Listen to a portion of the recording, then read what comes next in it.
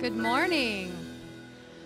So I'm inviting the choir up to join me in singing this song, and I'd also like to invite you to join us in singing this song. We are going to, you'll recognize it, but we'll have the words up on the screen for you. So if you'd like to stand up with us and sing, we'd love to have you do that.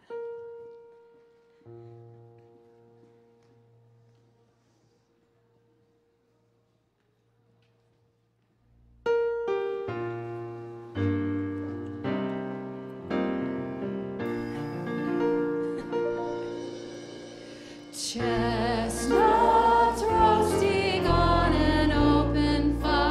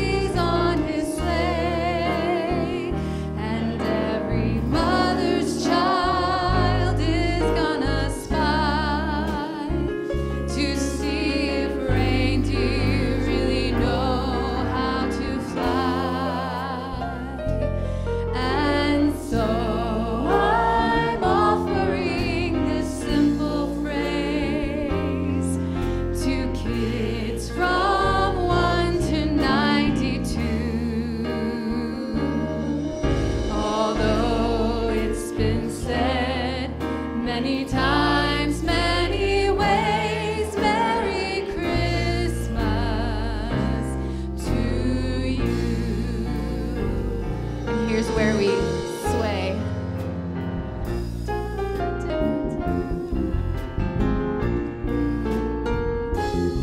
Good job out there.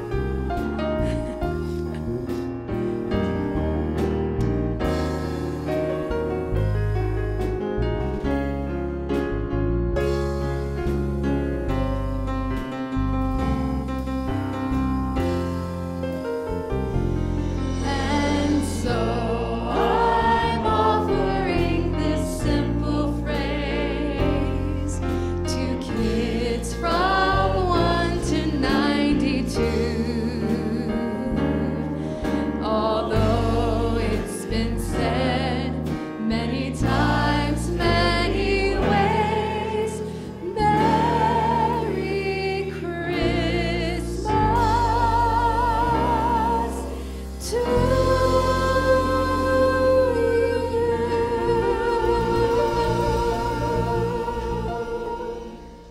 Excellent.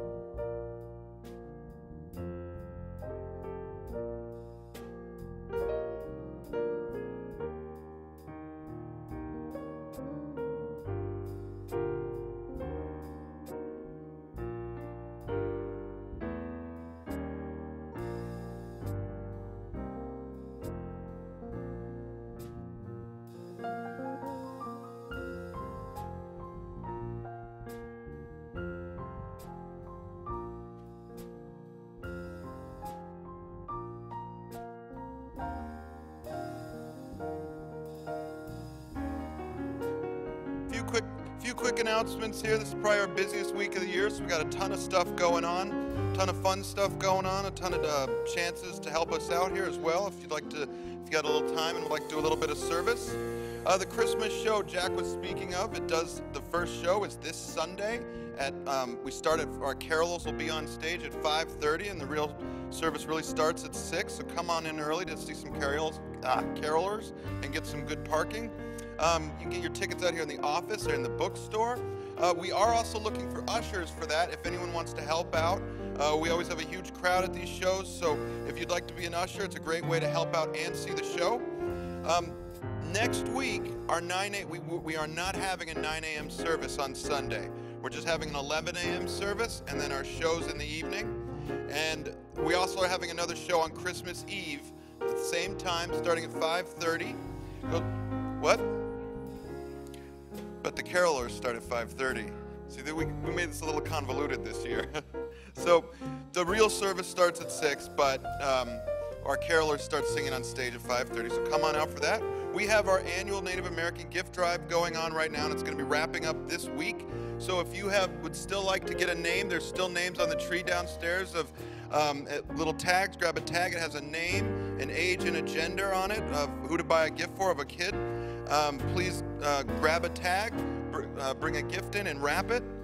And then just set it on down here by the tree. We also need food. We need 12 turkeys. If anyone would like to donate some 12 to 15 pound turkeys, we can use about 12 of those. There's a list out here in the lobby that talks about all the food that we're still needing. If you see something on there you'd like to bring in, please mark it off and bring it on in. We need everything by Wednesday at 4. And we will actually be wrapping unwrapped stuff in Fellowship Hall Tuesday, Wednesday, and Thursday this week. If you have any time, would like to come in and help us wrap stuff. This Friday, we do have our solstice celebration that is led by Norma. It's this Friday at 8 p.m. It's a drop-in. Anyone can just come on in where we do singing, drumming, and chanting to celebrate the beginning of winter. Also, coming up here, we have our New Year's Eve meditation service with Jack and Norma, and that's Monday the 31st, 11:15 p.m., and it goes into the new year till 12:15 a.m. on January 1st. Everyone's invited to come to that. That's right here in this room. And we also have our children's Christmas party today at 12:30. It's downstairs. There's games, we have stories, we have special gifts for the children, and there's even a visitor in red. So come on out for that and bring your kid on down. It's always a good time. Thank you.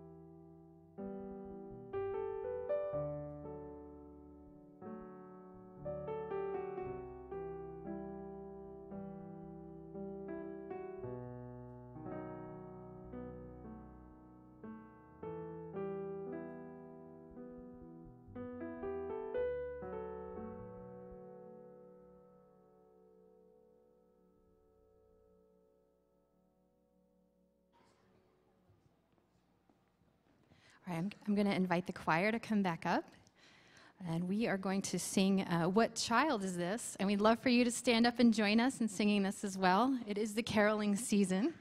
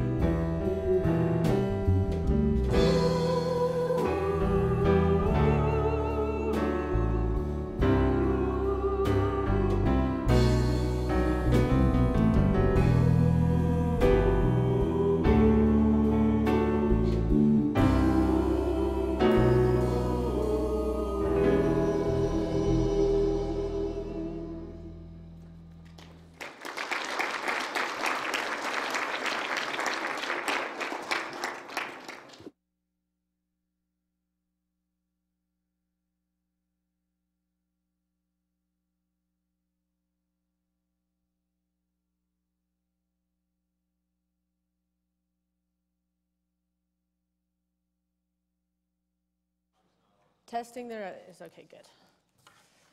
All right, good morning, everyone. Nice to see all your beautiful faces out here today. So today I'm going to be doing kind of a different type of a talk for this type of time of year. I tend to do that. I was like, I don't know if I should do this talk, but then the universe had somebody come and talk to me on Friday, and I was like, all right, I am supposed to do this sermon this Sunday, but it's the week of winter solstice, so that's happening this Friday. And the winter solstice represents a time of inner reflection. These next few days are the darkest days. They get darker and darker and darker till the 21st. And then as of the 21st, when the solstice happens, it's about the birth of the sun. And so it's about this, as a spiritual process, it's about going into the inner reflections of our souls and of our lives and go inward to face the shadow work, to face the parts of ourselves that still have some limitations or old belief systems that no longer serve us. It's a time to be quieter, to not be out in the world so much. You know, it's like in the summer you see us out in the spring, we're out in the world. This is a time of inner reflection. It's a time to come home, to do a little cleaning house of the spiritual soul and grow the soul. And then when we get to that solstice, the birth of the sun is now we're going to bring this new awakening out into the world to transform things, to have a better out-picturing of what we're holding inside, so that we're really going to have a more cleared perspective on what we want to create and how we're going to birth that into our lives. However, there are some people that are on the path, or that aren't on the spiritual path, that during this time, this is the darkest days, right? These are the darkest days going into the birth of the sun.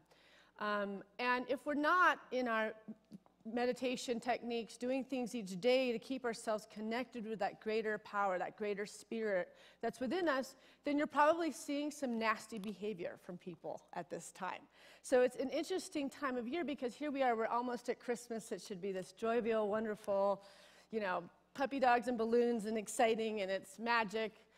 And yet you notice really kind of some bad behavior on highways with people or in lines, people cutting lines in stores, and you just kind of go, why is it that there's kind of an energy right now that doesn't seem so holy? And the truth is because we are in the dark days, so people that are going into that shadow work, that don't know how to bring light into that shadow work, are just exploding out in the world and showing it in an unspiritualized way. I have a friend who gave me a book a while back, and he always gives me great books for sermon stuff. And the book is called Radical Forgiveness, and it's an amazing book that I didn't necessarily think I needed for my personal self, but I thought, you know, I read when I'm on my treadmill and get, you know, ideas for sermons, and I started reading this book, and I realized that it was for me. I still have unhealed areas in my life. Big shocker, right? So I'm finding myself being really touched by this book. I love the authenticity and the honesty. And I don't know if we have any more copies. I think we sold them all at the first service, but we can order them after I talk about this book a lot today. So I want to talk about this, like the dark night of the soul. This is a time of going into the dark night of the soul so that we can reveal the sun by Friday. And in the Radical Forgiveness book, he says this: what appears to be cruel and nasty behavior on somebody's part, or a situation like an illness or a difficult situation, might be exactly what we need and have indeed called forth. Situations that appear to be the worst that could possibly befall us may hold the key to healing something deep within us that keeps us from being happy and prevents our growth. What is it doing? The people and circumstances that seem to us to be the most troublesome and the least likable could therefore be our greatest teacher. The people and circumstances that seem to us to be the most troublesome and the least likable could therefore be our greatest teacher. We talk about that a lot in Unity, about the difficult situations in life being our greatest teacher, or the most difficult people in our life tend to be our greatest teacher. They teach us to have more compassion. They teach us to have more patience. They teach us to go deeper and deeper into understanding this human condition. So I got on this topic and wanted to talk about this because 2 weeks ago I was supposed to do the sermon, and I actually didn't. I had to take a day for myself. I had a very busy week with closing up a prosperity class that I had been teaching, and then I have the choir, and I have dancers that I'm choreographing dancing and doing the music for them, and for this big show that we're putting on Christmas Eve.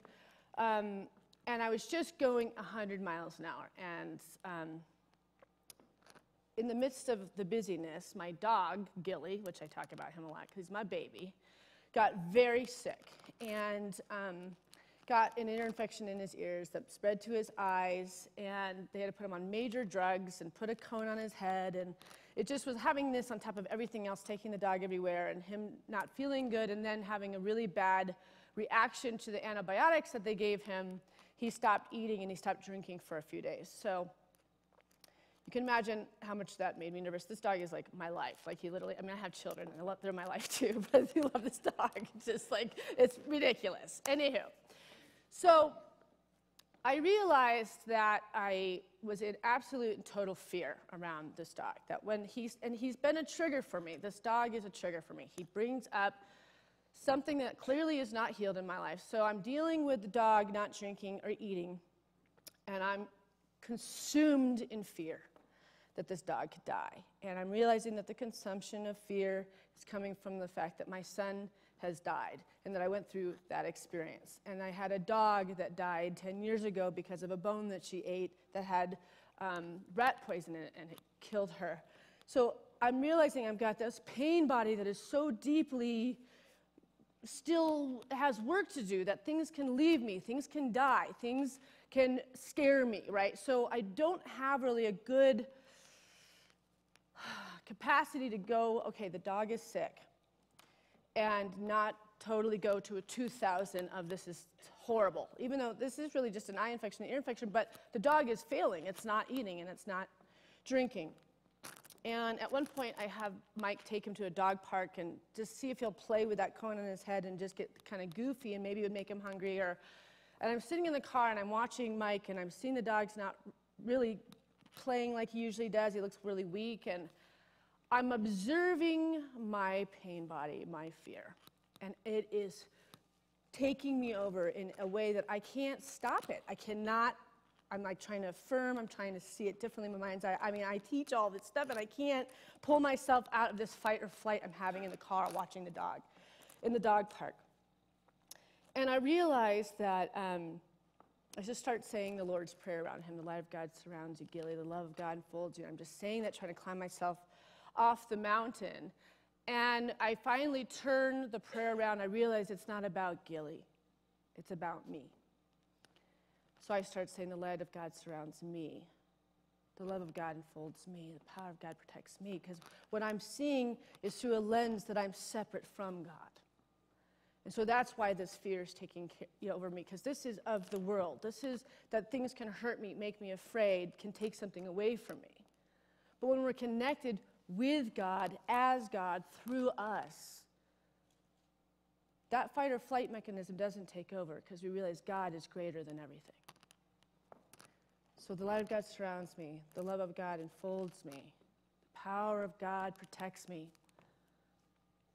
In A New Earth, Eckhart Tolle says it this way: it is only when memories, that is to say, thoughts about the past, take you over completely that they turn into a burden, turn problematic, and become part of your sense of self. Your personality, which is conditioned by the past, then becomes your prison. Your memories are invested with a sense of self, and your story becomes who you perceive yourself to be. This little is an illusion that obscures your true identity as timeless and formless presence. Because of the human tendency to perpetuate old emotion, almost everyone carries in his or her energy field an accumulation of old emotional pain, which I call the pain body. Because of the human tendency to perpetuate old emotion, almost everyone carries in his or her energy field an accumulation of old emotional pain, which I call the pain body. And my pain body was good and healthy that day. What I really needed to do was realize that I've got to start trusting that things aren't going to be taken away from me. The things that I love so dearly will not be taken away from me. And after he played at the dog park and I had taken the day off, I actually did come to the church. And I asked some people that are really deeply prayerful people to please pray with me, for me and for him. So we could just sit and receive those prayers. Because sometimes we need others to lean on, and I have a hard time asking for prayers from people. I'm giving prayers for everybody, but I really need to be able to be vulnerable enough to say, I really need somebody to pray for me right now, right? So this kind of comes down to, when you think about Christianity and that original sin, this idea that we come in almost fragmented because of something someone else did and left us as this sinner idea. The term original sin deals with Adam's sin of disobedience in eating from the tree of knowledge of good and evil, and its effects upon the rest of the human race. Original sin can be defined as that sin and its guilt that we all possess in God's eyes as a direct result of Adam's sin in the Garden of Eden. The doctrine of original sin focuses particularly on its effects on our nature and our standing before God, even before we are old enough to commit conscious sin.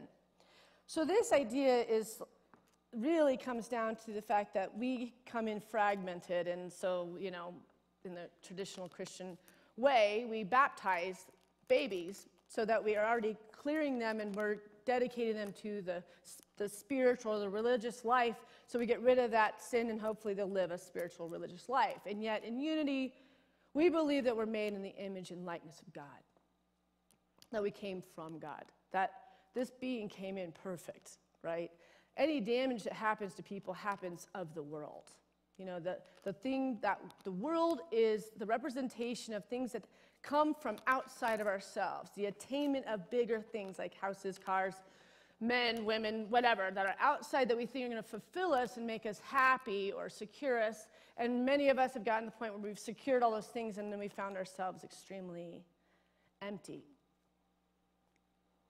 Right? So sin and unity, defined in the Metaphysical Bible Dictionary, says it this way. Traditionally, sin has been defined as falling short of perfection. Unity uses an alternate definition, living under a false sense of separation from God. We view this as a delusion because God is, in reality, continuously present with us. This false belief can be overcome through prayer. Living under a false sense of separation from God. When we are feeling alone, unsupported, and don't know which direction to go, then quite honestly, we're probably looking through the lens of us as human beings first, not spiritual beings first. Both are important. We need to know the human being because that's what functions in this world.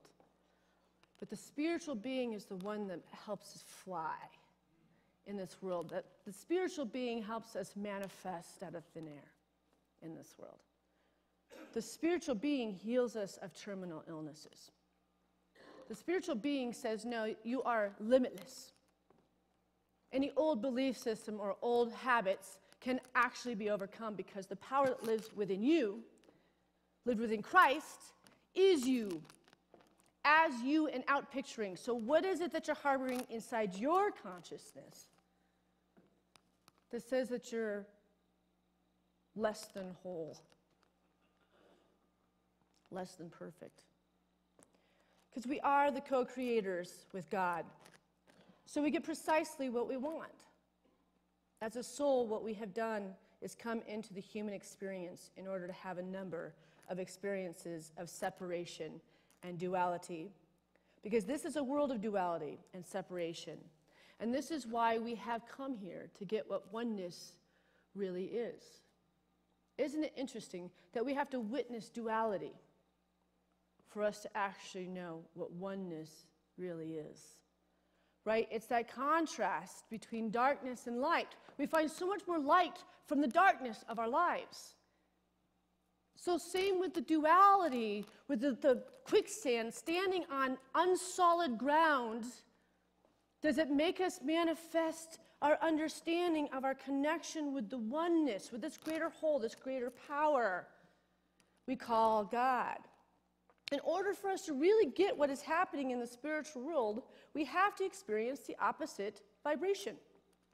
It's possible that we have agreed with many souls where we would give each other these experiences, and these are where we get our life lessons. So on that level, we get what we want on a spiritual level, but on a human level, we are not aware of this. It all happens on a very unconscious level. Okay, this is not the bubblegum part of spiritual work right here. This is the hard stuff. To really think about the hardest stuff that's happened in our lives could possibly been chosen by us, by our unconscious minds, or it could be a karmic contract before we came in here, that we said, I want to grow my soul this lifetime. I want to overcome. I want to feel the darkness so I can become the light, so that I can transform my world, my consciousness, and I can lay forth a foundation where this environmental situation can be healed through me, as me, Jesus through me, because I want to see 7 generations down there. I want to help when I get in there this time. I want to make a difference. I want to be the difference. So we were given all these obstacles and these difficult things to do to come up to proving that this power lives within us.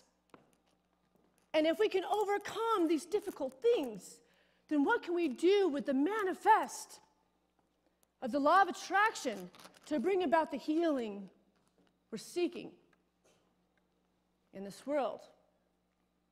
It's not about God punishing us. It's about God growing us. It's not punishment. It's growing us. In A New Earth, Eckhart Tolle says it this way. Any negative emotion that is not fully faced and seen for what it is in the moment it arises does not completely dissolve. It leaves behind a remnant of pain. Children in particular find strong negative emotions too overwhelming to cope with and tend to try not to feel them. In the absence of a fully conscious adult who guides them with love and a compassionate understanding into facing the emotion directly, choosing not to feel it is indeed the only option for the child at that time. Unfortunately, that early defense mechanism usually remains in place when the child becomes an adult. The emotion still lives in him or her, unrecognized and manifest indirectly, for example, as anxiety, anger, outbursts of violence, a mood, or even as a physical illness. In some cases, it interferes with or sabotages every intimate relationship. Most psychotherapists have met patients who claimed initially to have had a totally happy childhood, and later the opposite turned out to be the case. So even people with good parents, they're saying somehow the human experience, we all come out with skinned knees. We come out with some sort of trauma that came from the childhood. And so there must be something honorable about this, that we come out with a cut in our heart. Something made us feel less than perfect. It's part of the spiritual evolution, right? So we come out with different issues. So for me, in my childhood, I had learning disorders. So I didn't even learn how to read until I was in 3rd grade, and had really low self-esteem around me being smart enough, you know, getting through school. And so taking exams was like the same feeling I felt in the car of fear when I watched my dog running in that field. Exams would just stop me, you know. I had an extreme fear of public speaking, which it's true, and I did, but obviously I've overcome that.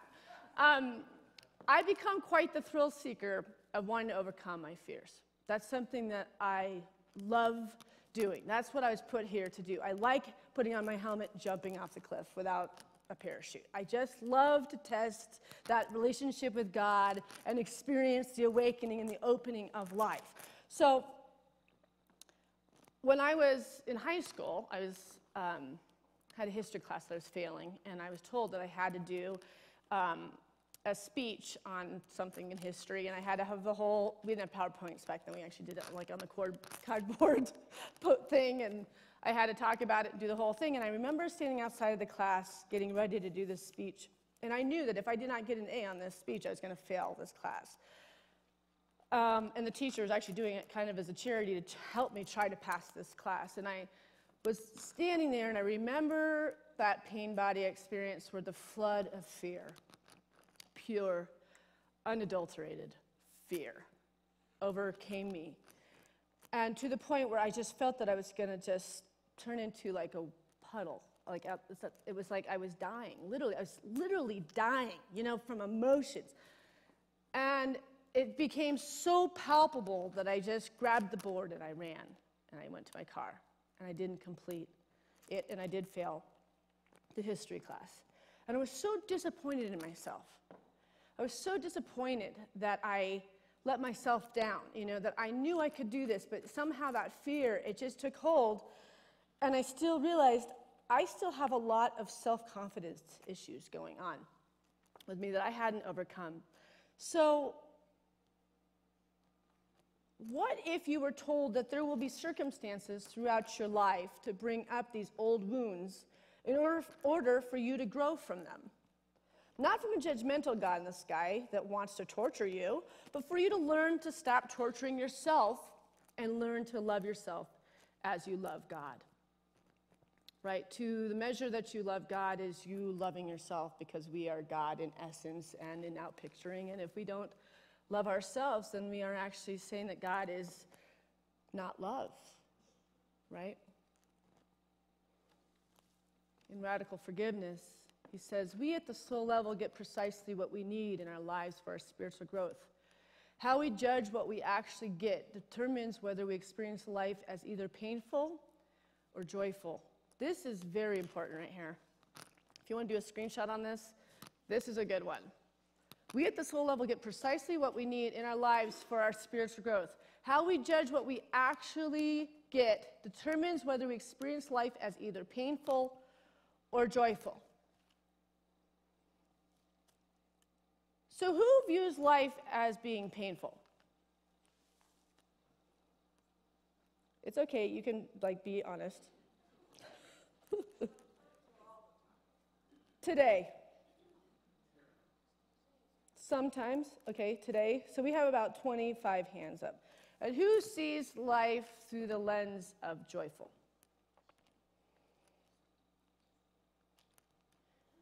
Right? So that's a wonderful thing to see, that it's more people looking through the lens of joyful. And you know that by choosing to look at life through it being joyful, trying to find the default of what joy is, that you're choosing to be a host to God then. Right? So you can either be a host to God or a hostage to your ego. People that look at life as if it's painful and feel victimized by the difficulties hold themselves hostage because they let those stories run their lives, right? For me, that situation with the dog, that was just a temporary little hiccup, right? I just was having a crappy week. It was a hard week. It was a stressed out week. My spiritual ether was just dimmed a little bit. I was blocked because I was too busy. I couldn't take care of myself. I wasn't able to really nurture this being, okay? But if I lived in a state like that every day, which I know people do because I counsel people every day, I don't know if I'd want to be on this planet. Because when you view that your life is hard, what are you doing? You're attracting more circumstances to your life for you to say that it's hard. You're determining from what you're holding and harboring in your head, in your heart, and your spirit, life is hard. And so then the universe keeps showing you opportunities to believe what you are affirming about your life.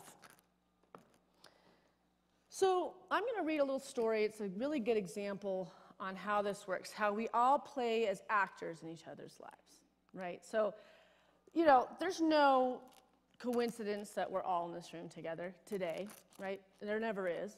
And Edgar Cayce talks about soul groups. We show up in each other's lives at different times to play out a condition for healing, for greater understanding, for greater knowledge. And so sometimes we show up in somebody's life to really hurt them, for them to find the places that they hurt from their childhood, so that they can come up and overcome that difficult thing that they're harboring. It's not fun to play that actor. It's much more fun to play the healer, the listener, the crier, the weeper, the one that just is with people's emotions and healing, right? But sometimes we have to be the one that hurts people too. We don't get to all say we're all perfect. We've all hurt somebody, right? And when we can be really deadly honest with ourselves that we've been that person too, that's where radical forgiveness begins. That I've also been the hurter. I've also been the receiver, but none of us are victims in it. That everything has a predestination. There's a reason for everything. So in the book, the writer of this book has his sister Jill come to town, and she's in a really bad place. Her husband has been cheating on her on and off throughout their 20-year marriage, and she's disgruntled and sad and has list after list of why she is a victim in this situation. Now, let me preface this, that this topic right now, and if anybody's been through a spouse cheating on you, I'm not being insensitive here. I do understand that that's a very brutal, horrible experience to go through. But this is just a really great example for you to start to look through a different lens, that you can always see why something is happening in your life. So, the author asks his sister, are you willing to entertain the idea that something else is going on? In fact, the willingness to see the situation differently is the key to your healing. In fact, 90% of healing occurs when you become willing to let in the idea that your soul has lovingly created this situation for you. However, prior to this step, you can take a perfectly rational step that enables you to see things differently right away. It involves separating fact from fiction. It means recognizing that your belief has no factual basis whatsoever. I know that's hard on this topic. It is simply a story you have made up based on a few facts and whole lot of interpretations. In your case, the facts were that Dad didn't hug you, didn't spend time playing with you, didn't hold you, didn't put you on his lap. He did not meet your needs for affection. Those were the facts. On the basis of those facts, you made a crucial assumption. Dad doesn't love me. The next big assumption you made, I continued, based on the facts and your first interpretation that Dad doesn't love, was it's my fault. There must be something wrong with me. That was an ever greater lie than the other assumption. Anytime a situation in our life triggers the memory of this pain or the idea attached to it, we emotionally regress. Thus, we feel and behave like the little kid who first experienced the pain. So you attracted people into your life who would confront you directly with your own pain and make you relive the original experience through them. That is what your husband is doing right now. Of course, I'm not saying he is doing this consciously. He really isn't. He is probably more perplexed at his own behavior than are you. Remember, this is a souls-to-soul transaction. His soul knows about your original pain and is aware that you will not heal it without going through the experience again. Imagine how much of your life force energy you have had to expend just keeping the story about Dad alive. This is so important right here because this is the victimizing part that can take your joy completely away from you in your life. Plus, imagine the amount of energy required to keep down the feelings of grief and resentment wrapped around the story.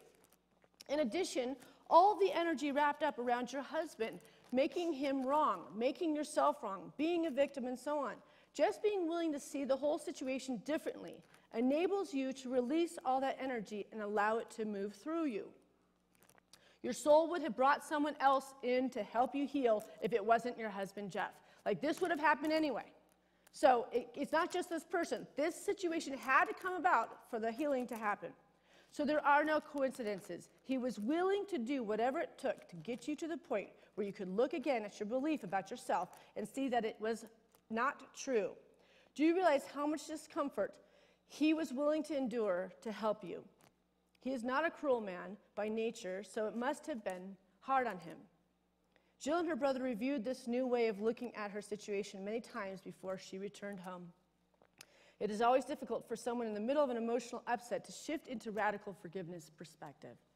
When Jill returned to Jeff, she held all this new perspective inside of her, contemplating for about 2 weeks, where the tensions got so high. When Jill said to Jeff quietly one day, "I feel like I've lost my best friend." And he looked at his wife in the eyes and he said, "I feel like I've lost my best friend too." For the first time in months, they connected at the heart. And it goes on in the book that their marriage ended up becoming very authentic and honest. Because she no longer needed that story. She no longer needed to be rejected by him.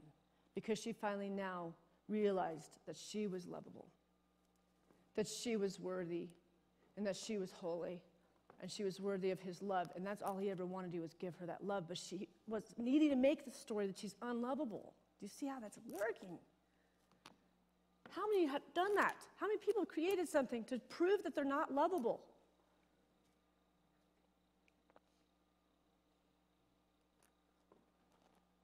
And with that, that's not needed, not wanted, and not necessary, right? When we get those affirmations of negativity where we scream at ourselves or chat with ourselves in a negative way and we put ourselves down, we don't have to analyze what we're saying to ourselves. We just have to say, no, not needed, not wanted, not necessary. I'm more powerful than this. I'm not going to listen to the voice of limitation. I listen to God through me as the expansion and the power that I am. When we decided to learn and grow by incarnating into the world of humanity, God gave us total free will to live the experiment in any way we chose and to find for ourselves the way back home. Life is not random. It provides for the purposeful unfoldment of our own divine plan, with opportunities to make choices and decisions in every moment. We create our reality through the law of cause and effect. Thoughts are causes that show up in our world as physical effects. Reality is an outplaying of our consciousness. Our world offers a mirror of our beliefs. I'm going to take you into meditation for a few minutes and ask you to close your eyes. Try to find an area where you've been harboring some sort of limited belief or have a person in your life that's difficult and you can't seem to find the answers to that. Just bring any particular, is it a physical thing that's scaring you? Any area where you're not feeling like you're being reflected, your wholeness.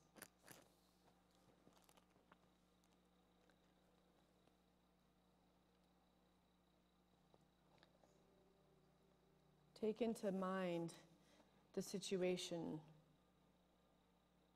and tell yourself, I lovingly recognize and accept my feelings and judge them no more. This important step provides you with an opportunity to allow yourself some freedom from the belief that feelings like anger, jealousy, envy, sadness should be denied. No matter what they are, you need to feel your emotions in exactly the way they occur for you, for they are an expression of your true self. Your soul wants you to feel them fully. Know they are perfect and quit judging yourself for having them.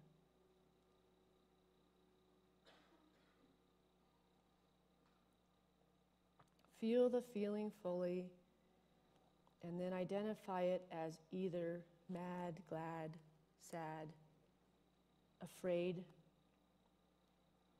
Embrace the feelings in your heart just the way they are. Love them Accept them. Love them as part of yourself. Let them be perfect.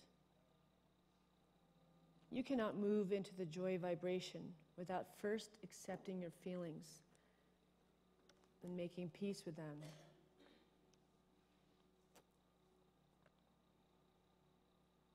Now feel love for yourself for having these feelings, and know you have chosen to feel them as a way of moving your energy towards healing.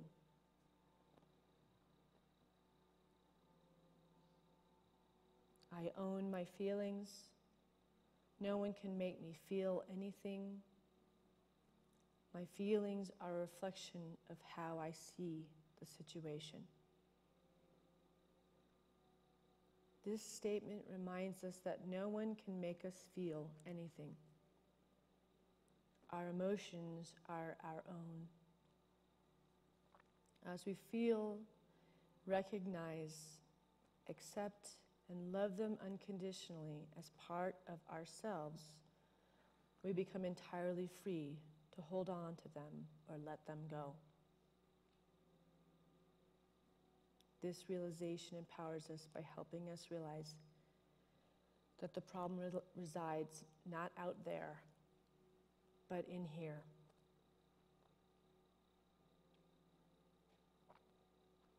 Even though I don't know why or how, I now see that my soul has created this situation in order that I learn and grow.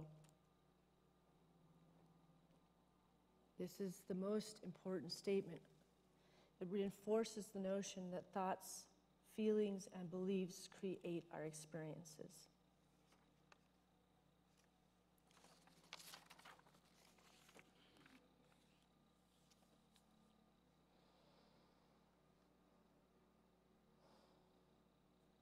Now, to realize that we can love ourselves and recognize that we are the ones that we are seeking.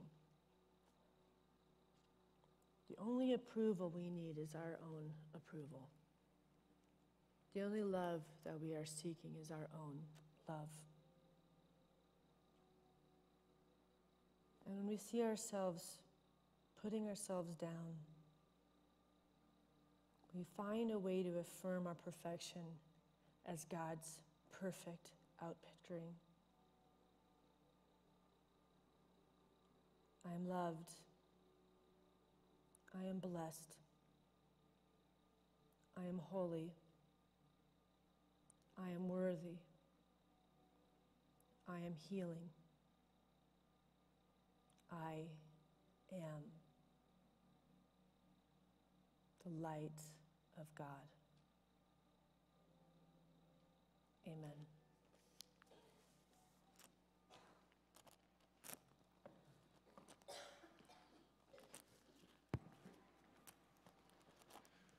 Thank you, Santisha, for that beautiful message.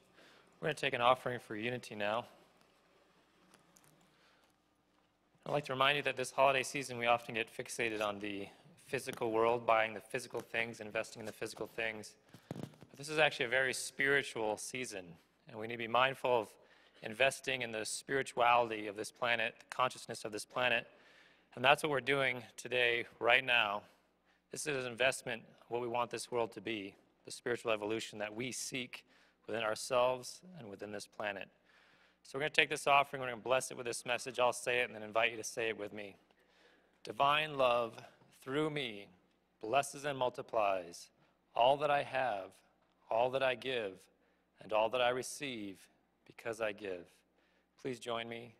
Divine love through me blesses and multiplies all that I have, all that I give, and all that I receive because I give.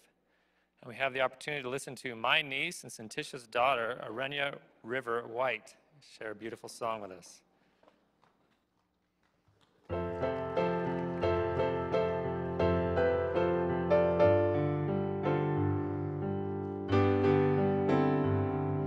It's coming on Christmas. They're cutting down trees. They're putting up reindeer and singing songs of joy and peace. I wish I had a river I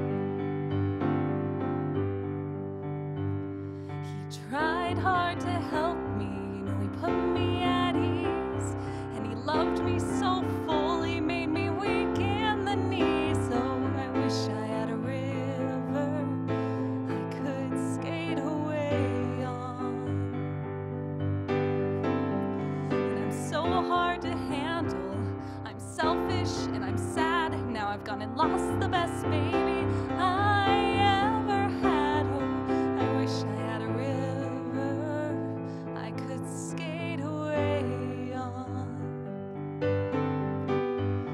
I wish I had a river so long I would teach my feet to fly.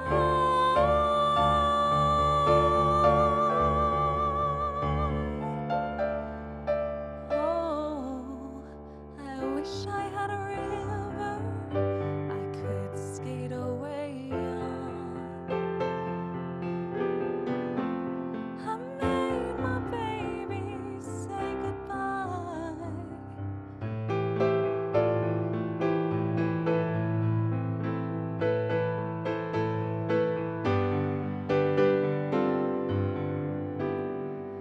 It's coming on Christmas. They're cutting down trees. They're putting up reindeer and singing songs of joy and peace. I wish I had a river I could skate away on.